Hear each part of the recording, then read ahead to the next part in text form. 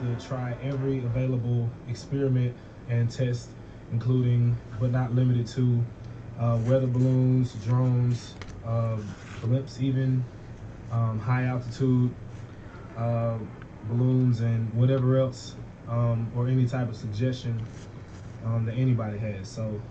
So I'll be documenting this whole process, and I'll keep everybody updated on this road to 1 million and how the funds will be used to research and come to a conclusion.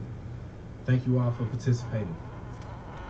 Instead of looking for the curvature of the Earth, why doesn't he just send a camera up there and see if he can see China? Because if the world was flat, shouldn't we be able to see everything if you're high up enough?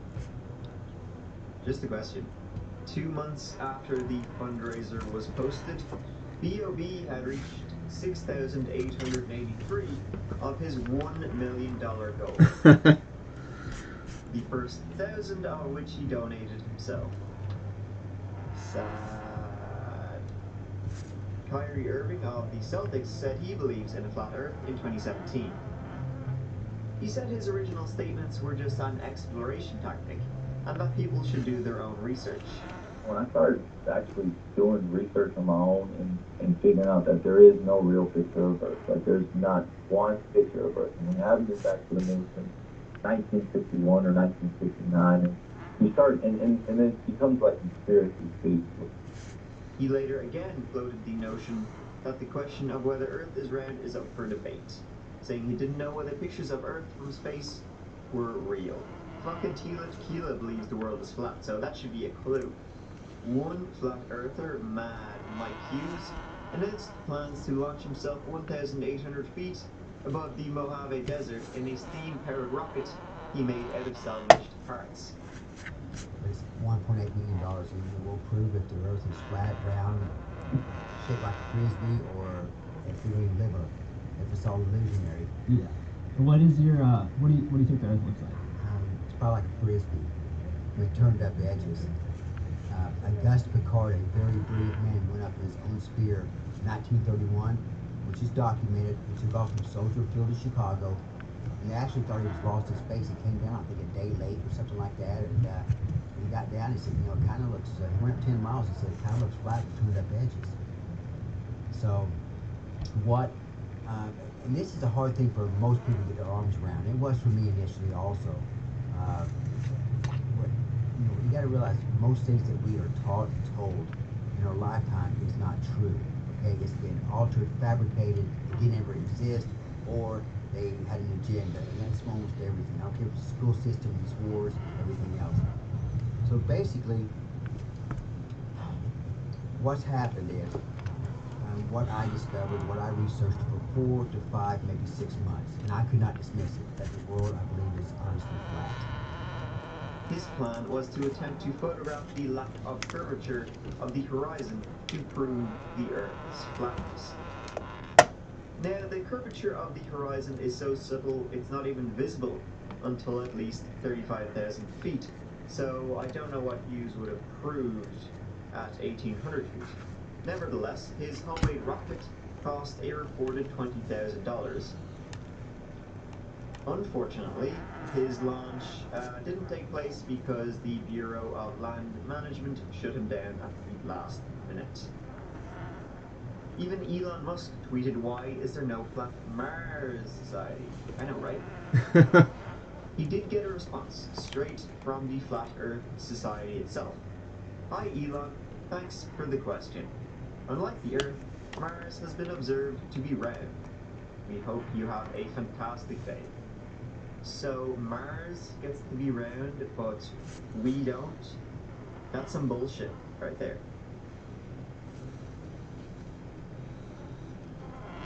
Now, I know some people are probably saying, "Mike, don't make fun of these people just because they believe this." Well, no. And if you believe that, you're wrong too. This is the kind of belief that needs to be ridiculed, and it needs to stop. Society is going back into the Dark Ages. We're at this weird point where science and bullshit are treated equally. People are having uninformed, stupid opinions and claiming, "Well, that's just what I believe." Well, if that's just what you believe, then that's perfectly fine. Just don't claim it as being equally valid as scientific fact. The entire just because you're right doesn't mean I'm wrong thing. No, it does mean you're wrong. If you look around, you can see science is being beaten down on all sides by shit like fake news. I hate the term fake news, by the way. When people say fake news, what they really mean is lies. They just don't want to get sued for libel. The people who don't believe in global warming and vaccinations, that's far more important than round earth flat earth, because vaccinations and global warming will actually lead to death and destruction of us and our environment. And if you don't believe in vaccinations or global warming, you're just as stupid as flat earthers. And in the future, I'm sure we're going to see more of this stupid bullshit crop up like flat earth stuff because of internet. And people are getting stupider. If you want a good laugh, go onto 4chan's X-board. You'll probably see lots of crazy conspiracy theories there, hilarious ones, that I will no doubt cover in a future video. To conclude, yes, we should ridicule these theories because they are ridiculous, they're stupid, they should not be entertained or given a platform, because next thing you know, we're stuffing herbs in our gas masks to combat diseases that should have been vaccinated in our extremely hot, extremely dead planet. Like out.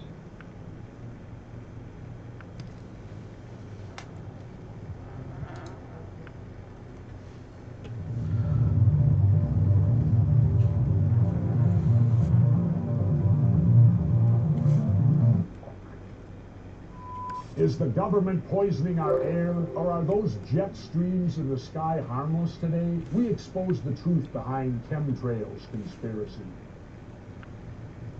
Motherfucker. Hey everybody, and welcome to another episode of Conspiracy Idiocy. In the background you can see my shitty Halloween decorations, and here I am wearing this ridiculous wine shirt again. I'm also wearing this stupid captain's hat because I don't know, I should probably call the show Conspiracy Captain or Captain Conspiracy instead. We'll see. This shirt looks stupider than the wine. So I changed it back. It took me a few minutes, but to you it looked instantaneous. The power of editing. So today we're looking towards the sky. You guessed it. I mean, not really, it was in the title. Today we're looking at chemtrails. Is the government putting stuff in the air, doing stuff to us, turning the frogs gay, poisoning our water supply so that the gay frogs can take over? What's up, Ultra? What the fuck kind of cloud is that? Die, you government bastard! So, what is the Chemtrail Conspiracy? Well, conspiracy theorists believe that the white lines we see that trail Stay tuned, as they fly overhead I got some Yu-Gi-Oh are cards in the actually mail. called chemtrails. It comes from contrails, which is what they actually are, but we'll get into that later. So, in this chemtrail is a chemical cocktail of aluminium, strontium, and barium sprayed from planes in a plot to control the weather, the population, and our food supply. This trail then dissipates over the population, spreading this toxic gas far and wide. It is believed that chemtrails are used to control the weather to help slow down or even stop global warming. So good, but these chemtrails also have a side effect of controlling and culling the population so bad. They're culling the herd while controlling the sky, those motherfuckers. So, conspiracy theorists claim that chemtrails have chemicals in them that sterilize you slowly and also decrease your testosterone and increase your estrogen, keep you docile. It's all... Hey, thanks for the invite. I don't get on Discord often, but when I do, I'll accept it.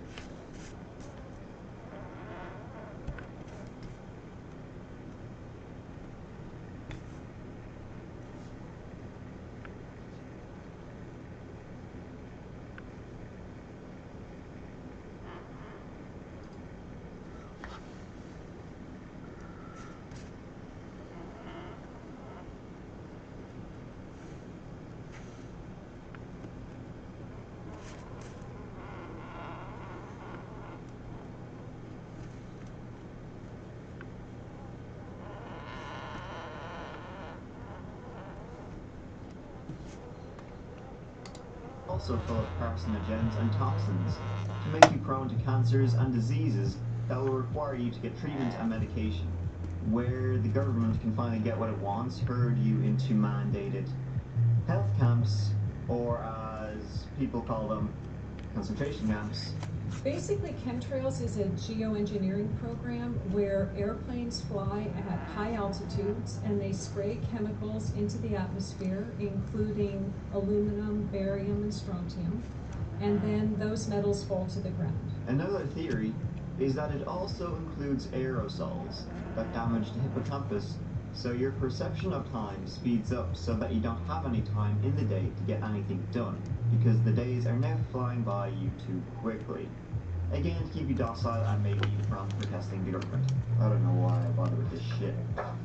So, to mitigate global warming, they spray chemtrails into the air to grow sun-blocking clouds, creating artificial cloud cover, essentially.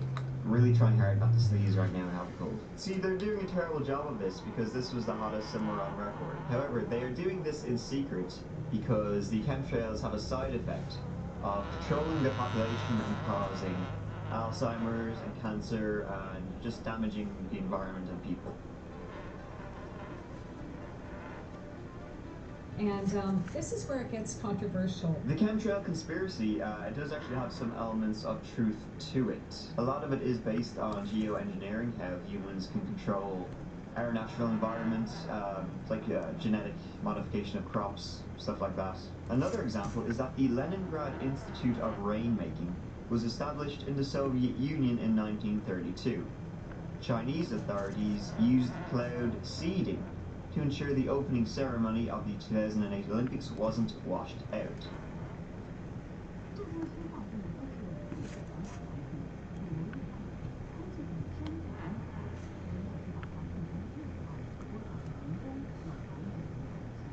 Now, this field of geoengineering and being able to control the weather for crops and so forth, it's relatively new. It's not really a reality. However, this doesn't stop the conspiracy theorists. They believe that the government is already doing it and that they have intentions other than cloud seeding. And it was manipulated on purpose as an experiment on weather manipulation. It's been going on that long and earlier. The beginnings of this conspiracy actually go back to August 1996, when the United States Air Force University published a paper titled Weather as a Force Multiplier, Owning the Weather in 2025. It's actually a fun paper. I love how it describes, in its list of enemies, rain. The paper goes on to discuss weather modification, that by the year 2025 it will be part of the national security strategy. The benefits being in war, they can use the weather against opposing forces. It goes on to detail scenarios in which the weather can be used during battles and so forth. It's actually kind of fun. It reads like a Tom Clancy novel. It talks a little about injecting chemicals into the air to help with weather control, but that's about it. Unfortunately, it mentions nothing of controlling the population using these methods. Now, conspiracy theorists can take the credit for that themselves. Shit, I've got my tinfoil hat. Now, I know what you're thinking, fellow tinfoil hat wearer. Of course it doesn't mention anything about population control in that paper. That's a public document. The proof is in the metaphorical pudding. After all, did you know that in a 2011 study, 17% of respondents believed it was at least partly true that streaks in the sky left by aircraft are actually attempts by the government to secretly spray harmful chemicals into the atmosphere? 17% can't be wrong. Well, don't worry, I searched far and wide to bring you the latest undeniable proof that chemtrails are legit. Like this.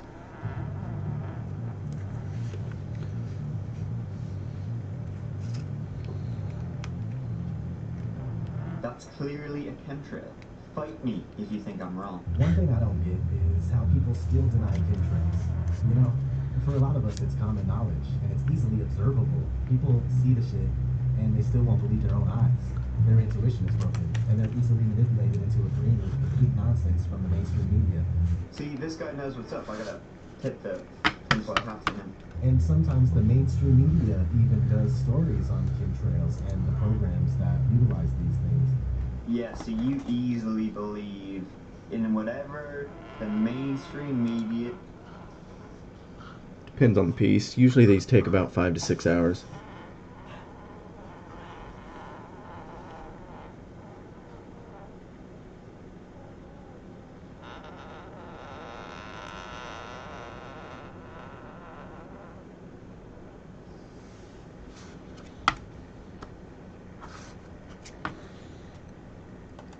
It spouts at you, you sheeple.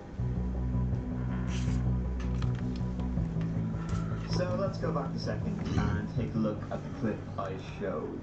The truth is, these people are either clueless or they are being paid to ridicule the topic in order to turn people away. Even before I started researching this subject, I knew that chemtrails were real just by looking at them. Seeing completely blue skies turn into milky, misty, otherworldly-looking alien skies, it just gets so ugly, and you can see the hazy particles in the atmosphere all day. Furthermore, just take a quick look at the infamous NASA document that was leaked in 2001. It goes over aerosol warfare. So check this out. This was written by Dennis M. Bushnell, Chief Scientist at NASA Langley Research Center. Future Strategic Issues of Future Warfare, circa 2025. The future is now. So I actually went back and reviewed the document in question, The Future Is Now. It's actually just a PowerPoint detailing ways future wars can be fought. It talks about all the different ways future wars can be fought, not just chemtrails. It details AI and nanobots, for example. The actual only mention of chemtrail-like weaponry is on page 43, and it says pathological, meaning diseases to help combat the enemy, which is absolutely nothing new. They used chemical warfare in World War I. But when this article was posted on a conspiracy forum, people went nuts. And check this out. We go to metabuck.org, where this dude named Chuck is like, I found this supposed NASA document. Is it real? And Midwest replies, it's not a new document. It's an old PowerPoint presentation from 2001. There's nothing new in it that's not in many other books and papers on the future of war or futurism in general. I love how he puts on an accent when quoting the debunker. Then it just goes on talking that usual Midwest bullshit. Midwest bullshit? You mean scientific, peer-reviewed articles? Okay. But still, fuck Midwest. Yeah, fuck Mick West. Fuck him. Sharing public knowledge and debunking your theory before it even gets off the ground. Fuck you, Mick West. The video then goes on to share some clips of a movie called Shade. I don't know where. What's that? That's what it's actually called. It's all about geoengineering and talks about chemtrails quite a bit. Here's some scenes from a trailer, so you know what we're getting into. Fascinating. What if you think you're very population? I'm not surprised. I mean, let's look at the history. In the last 100 years, including and completely declassified information, they've been experimenting on people without their consent or will or knowledge. The same time that they were spraying, my health started to get worse. It's government control of everything in our lives. Everything from sterility, everything to air information, what's it called? It's everything. And that's what they're trying to do, is micromanage how we live, who lives, where we live, what we eat. It's so sad because our children, our children can see the blue sky. How do chemtrails relate to depopulation? I guess the only way to know just what is being dispersed. I used the whole deck. Now our skies known as chemtrails. No way. Sorry. Is to actually get your rainwater tested. When I was young, I thought skies are blue. I mean, if we don't wake up and do something right now, our future is just totally screwed. If I'm honest, there are too many stupid points in this trailer to get into. Okay, here's something else. A few years ago, a group of scientists, doctors, and pilots actually got up to talk about chemtrails. First up, here we have a pilot. Or should I say, former pilot. I have no idea why he's still wearing the uniform. What we're seeing now, and I first could not believe it, and I started looking at the skies, and these are not normal. They're not natural. Yeah, that's why he's a former pilot. There's something going on. I don't know who it is or why they're doing it. All I can testify is it's not natural and it's not normal. There's got to be some outside influence doing it. Good point, former pilot guy. There's something weird. It's not normal or natural. What an insight. Thank you. I'm here to give you testimony that chemtrails, they're not contrails, are indeed real They're spraying almost every day. I watch the clouds and watch the spraying program going on. I want to tell you that we're in very great danger. In the snow on Mount Shasta, pristine Mount Shasta, 61,000 micrograms per liter. 4 times the amount that is found in the soil up there. Where in the hell is this stuff coming from if it's not coming from the soil? Here's the actual scientific tests.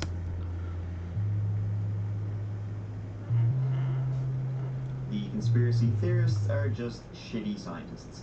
What are the odds? We have clouds in the sky we've never seen before. Almost every day I'm seeing clouds I've never seen before. Never seen that before. Holy shit. Guys, I think I got a chemtrail. Looks like a chemtrail to me. What the fuck? That's a new one, alright. Haven't seen that one before. So the drama is our children. ADD started in the 70s. Autism was not on the radar. There was no documents, there was no information.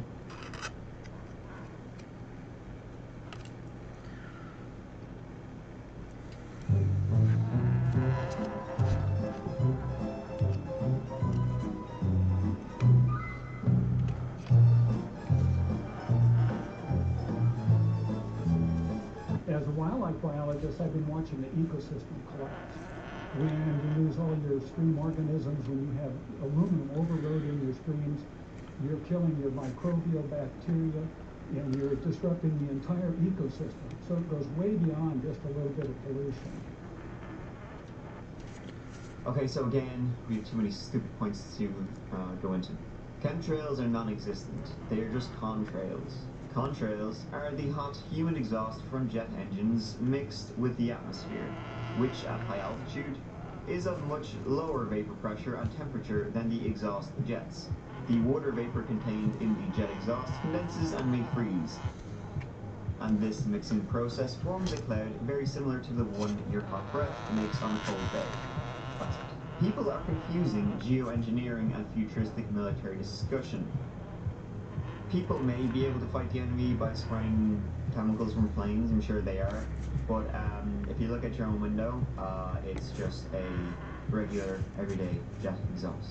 A reoccurring thread you'll see in conspiracy theories is that people want to believe there's a secret government controlling everything, from population to food to wars. Man will never cease to amaze me. They'd rather not believe the truth, which is that no one in politics really has a clue what they're doing. The world is chaotic, leaderless, and disorganized, so I don't think anybody would really bother with chemtrails. I'm sure they could do it if they really wanted to, but when you look outside, you're just seeing contrails. They're not controlling the population using jets. They already do that through just mass media. If you watch The Big Bang Theory, you're already way more retarded than anything chemtrails could do to you. Look at your own government leaders and politicians. Do they really look smart enough to pull this off? Plus, I mean, wouldn't they be doing this to themselves? They also live, or breathe in the atmosphere. No, conspiracy theorists would rather believe that no matter how bad things are, that we're all going to hell in a handbasket, someone is in charge. Someone has a plan. They don't. Fucking Kylie Jenner posted this tweet, so if you need any further proof it's stupid, well, you don't know.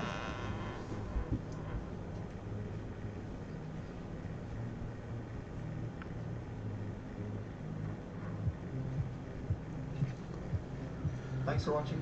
See you in the next video. Michael.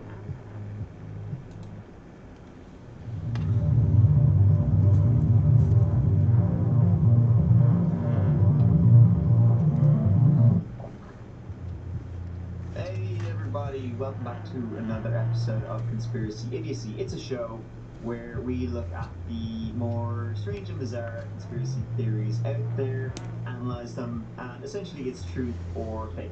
Today we are looking at the mysterious Denver airport. And what's up, dude?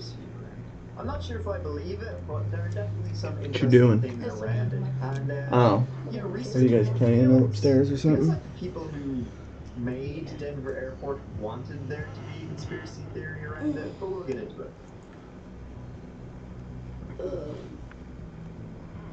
The conspiracy theories most commonly claim that Denver Airport is a new secret headquarters for the Illuminati, New World Order, or reptiles. Boy, oh boy, can't wait till we do an episode on reptiles. Denver Airport is also the largest airport in America by size. By No. that goes to That's to be Hartsfield-Jackson Airport in Atlanta. to make money off YouTube. The airport was built in 1995 on 34,000 acres. It should also be noted that Denver had a completely functional airport, Stapleton, that many people liked just fine. Stapleton was only 6 miles from Denver. The new Denver airport's construction forced the Stapleton International Airport to shut down, though it used more gates and runways than Denver International Airport. So there was really not a whole need to build Denver Airport in the first place, unless you needed construction to hide an even larger project that was going on underneath. And this is where the conspiracies begin. The initial budgeted cost for Denver Airport was $1.7 billion. By the time it ended, it ended up costing $4.8 billion. It went $3.1 billion over budget. For an airport, almost like they were building something else there, wouldn't you say? There have been reportedly numerous irregularities during the construction of the site. Different contractors were hired for different parts of the airport. Therefore, no one knew the full extent of the actual site. 110 million cubic yards of earth were removed, digging pretty deep down there when you say they delved too greedily and too deeply. 5,300 miles of fiber optics were installed for communications, which is almost twice the length of the US coast to coast. A lot of fiber optic miles needed for one airport. There was also the construction of a huge tunnel and railway system, transporting reptoids. So that leads many people to believe that this structure will become much more than just a regular airport. It has the capacity to hold a huge number of people and also vehicles, leading many to believe it could be used in the future as a military base or concentration camp right after they take your guns away. You can have the gun when you pry it out of my cold, dead hands.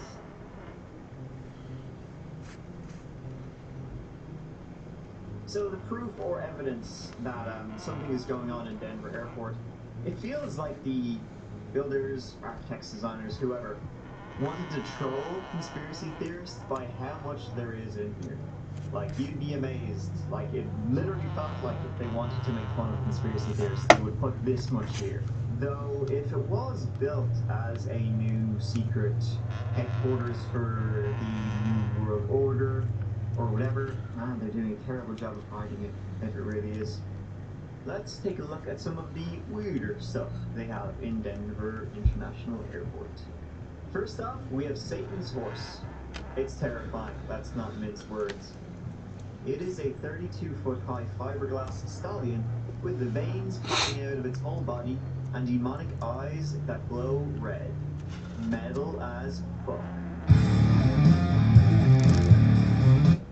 It's also haunted. The horse killed its creator while he was working on it. A portion of the sculpture came loose and smashed into him, causing fatal injuries. That is one haunted horse, my friend. So why is it there? It's one of the horsemen of the apocalypse, though. I also wonder what's going on with its horse. Next, we have the Masonic Capstone. The stone is situated in the Great Hall of the airport, which is another Masonic term. There are Masonic symbols on the stone. The capstone mentions New World Airport Mission. This particular mission does not exist, so it most likely refers to the New World Order. There is also a time capsule buried under the stone to be opened in 2094. The year they take over. There are also these really weird murals on the wall, and they are supposed to represent peace, harmony, and nature. The first one is titled Peace and Harmony with Nature. At the center of the piece, sad children with extinct animals and plant species. In the background, a forest on fire, and further back, a city on fire. supposed to represent modern-day society, I guess. One of the children holds a Mayan tablet depicting the end of civilization. At the bottom of this peaceful painting, we see 3 open caskets containing dead girls from different cultures. Left is a black woman, center is a native woman, and right is a white woman. No. Why are they laying there with the other animals? Are we predicting the extinction of those races? The girl on the right holds a Bible and a yellow Uden star used by the Nazis to identify Jews. It seems to symbolize the death of Judeo-Christian beliefs. Next up is titled Children of the World, Dream of Peace. Seems lovely. It's a 2-parter, this one. Children of all colors dressed in folklore costumes give weapons. Obviously, it's about peace, because, you know, with all the subtlety of a sledgehammer, it says peace there in the center. And we can see nations who were historically at war with each other, together giving weapons to the guy in the center. We have Ireland and the UK, America and Russia, Iraq and Iran, Taiwan, Tibet and China, Pakistan and Israel, etc. To me, it kind of looks like they're giving the swords to the guy in the middle to build some kind of super weapon, which is badass. Apparently, the blonde kid in the center is wearing some kind of Bavarian German outfit, which people think is part of the conspiracy. Germans taking over the world or whatever.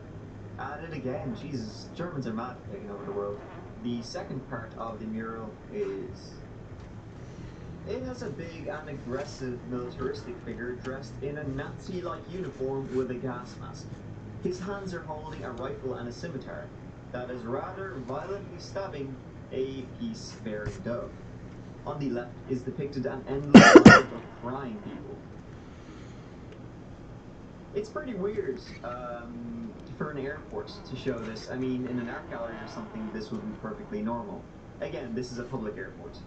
Also, the scimitar is often used in Masonic imagery, so chalk that one up. The final mural. It is oddly reminiscent of the Garden of Eden. The world now lives in peace after the horrific events that have taken place. All the murals, when viewed in sequence, depict a massive genocide, followed by the formation of a now less populated, harmonious new world. So, are we witnessing the New World Order's plans for me, and for you, and for your family? To sum up, the murals clearly depict admitted goals you can read in documents calling for a new world order. Massive depopulation of the earth, death of Judeo-Christian beliefs, one world government, restoration of nature. Moving on. It has a runway shaped like a swastika.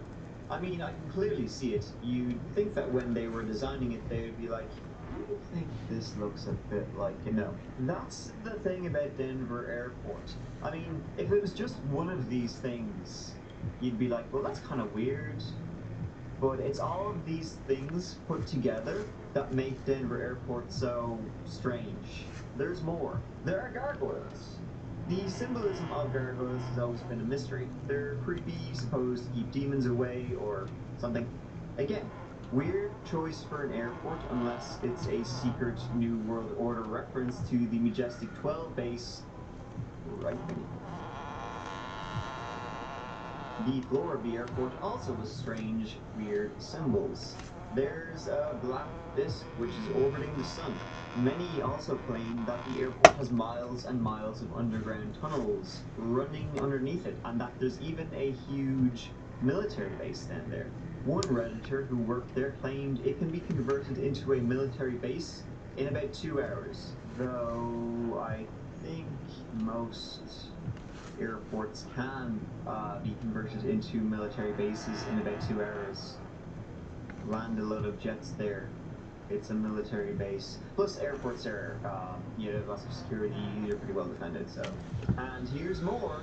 There's also there was a mysterious plane that was spotted circling Denver, spreading chemtrails, no doubt. Am I right?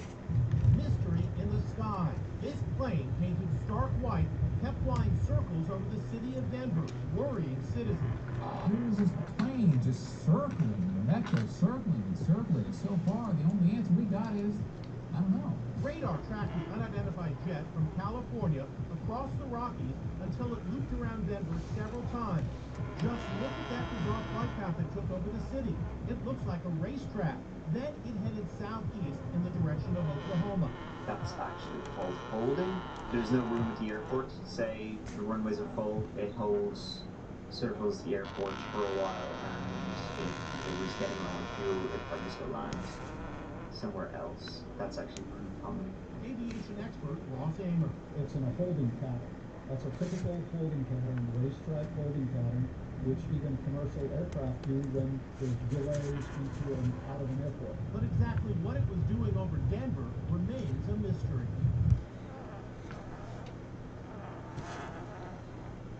So now we get to the section of the video where we take the evidence apart, piece by piece. So, why did they build a new airport if the old one was perfectly fine? Well, actually the old one wasn't perfectly fine. Stapleton was a very old airport. It opened in October 1929. By the 1980s, there were already plans underway to replace Stapleton because the runways were inadequate and too far apart, leading to severe problems and long waiting times during bad weather. There was no room left for expansion for new airlines, such as Southwest, who weren't allowed in Stapleton for said reason. Stapleton was too small. What about the creepy statue? That's a cult? No. I mean, the creator did die while making it, but there's nothing really cult about it. He didn't say he wanted it to be mysterious. He's just like, I'm gonna build a creepy statue for fun. Horses in Denver Broncos. So I don't know why he made it look like the devil's horse is what I'm saying, but I don't think he had any reason behind it. He just did it for shits and giggles. What about the Masonic stone? Creepy, wouldn't you say?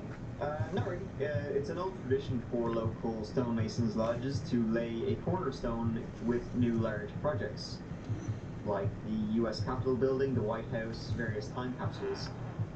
The New World Airport Commission, that doesn't actually exist. It's the name chosen by a group of small businesses that assisted in the promotion of the airport. They were just having a bit of fun by calling it the New World Airport Commission. It's no such thing, which is what they want you to think. I know, I can hear you. What about the murals? They're a sign of things to come. So the first one, it's actually a mural that shows 3 dead women, an African, a Native American, and a young white girl holding religious things. This was originally meant to be a depiction of Native people dying off due to colonialism. Originally, all the women in the painting were women of color. However, at the last minute, one was changed to a European girl when Tanguma realized that white children, they also suffered as a result of militarism. The figure with the gas mask and machine gun and sword is Tanguma's representation of warfare and oppression, creating destruction all over the world as children live in darkness. The next one, the children are coming together dressed in their native clothing to bring about world peace. They do this by turning in their weapons into tools of peace. For example, the boy in the center, he's hammering his sword into a plowshare. And the final mural, that's kind of just peace, really, you know, an ideal world, everybody living, humans and animals, in harmony. Well, what about the swastika Nazi runway? That's clear as day. It's actually not. When you actually map out the runway to, you know, where the actual runways are, it looks more like this. The other bits and bobs are just roads, so the runway wasn't actually designed to look like a swastika. Missed out on that one. And what about the miles and miles of tunnels where the secret military base, concentration camp, and reptoids are? I heard that there's even a tunnel there that goes all the way to Comet Ping Pong Pizza and Hillary Clinton's house. According to the Denver Post, the space below the Denver airport is a thriving workplace that serves a very practical purpose, in which more than 1,000 employees work every day. There are also 2 very long tunnels that are used to transport passengers' luggage around the airport. Reporters from the paper were also given a tour of the underground facilities and reported back that they didn't see one single reptoid or lizard person. In 2016, the Denver International Airport began to offer tours of its underground tunnels to the public. So you can actually go on a tour now if you want. and see where you're going to be living when they take your guns away. So, in conclusion, do I think that the Denver International Airport is going to be the epicenter of New World Order government stuff when the global catastrophe apocalypse occurs? I don't think so. So, if it's supposed to be secret, they're doing a great job. I think it's more likely it's just random pieces coming together to form an incorrect